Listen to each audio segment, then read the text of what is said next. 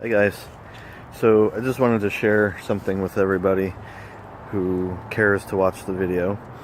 A few years ago, or for those of you who watch this and know me, over the last couple of years I've kind of gotten a green thumb. It's kind of been rekindled since, having a family, and I kind of grew up with it with my grandfather on my dad's side. He was always into growing zucchini and tomatoes and peppers and stuff like that. So kind of following in his footsteps, I started a garden a couple years ago, just with some of the basics, tomatoes and peppers and stuff like that. So I went to Home Depot and I picked up one of the prepackaged above raised garden beds and put it together. It was just like 2 4x4 beds, and did pretty well. Now that kind of has expanded over the last few years, and even before I started that, we had during a storm I had a fence come down, and I think this is ultimately what kind of triggered it was this fence that came down, because out of the bits and pieces of it that fell and I was able to recover, I built a composter. And this is it right here. And we're talking like over the course of a few years. This has kind of been what I'll call cold brewing. Just general, brown leaves each fall, as well as some food scraps throughout the course of the year. And it's been breaking down over the course of time. And today, something else that I've been doing is, with the help of my dear friend Jeff, we went around hunting on Craigslist for used pallets that people don't want anymore. So we collected a bunch of pallets, and I've made a couple of beds that are now in my driveway. But this morning, I also, out of some of the pallets, I made a sifter. So I've been using this to sift my compost, my finished compost, and I'll show you what it looks like afterwards. But here's some of the leftover pallets that I have, and I'll be using that to build more boxes and some other gadgets or tools or what have you. But I just wanted to share with everybody that if I can do it, and I am by no means a genius.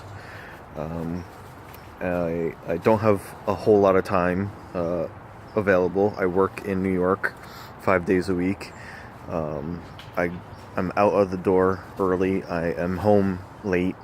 I have twin 5-year-olds. I have a 13-year-old who, up until recently, has had a very hectic cheer schedule.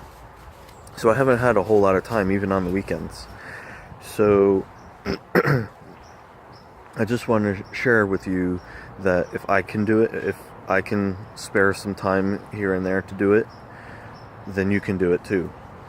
So just to show you, I'm going to pause this for a moment just to move the sifter off of the collector and show you what my compost looks like. So I've moved the sifter off of the garbage can that I've been using to collect the sifted compost, and just to show you what your end result could potentially look like. This is what it is. I can't actually. It may sound weird, but I am actually so excited and thrilled to have this. It feels very, very soft to the touch. It smells very earthy. It smells wonderful. I'm so excited to use this in my garden this year, and I can't believe it. I can't believe that going into this without any real clue on what I was doing, that ultimately I got a really great product.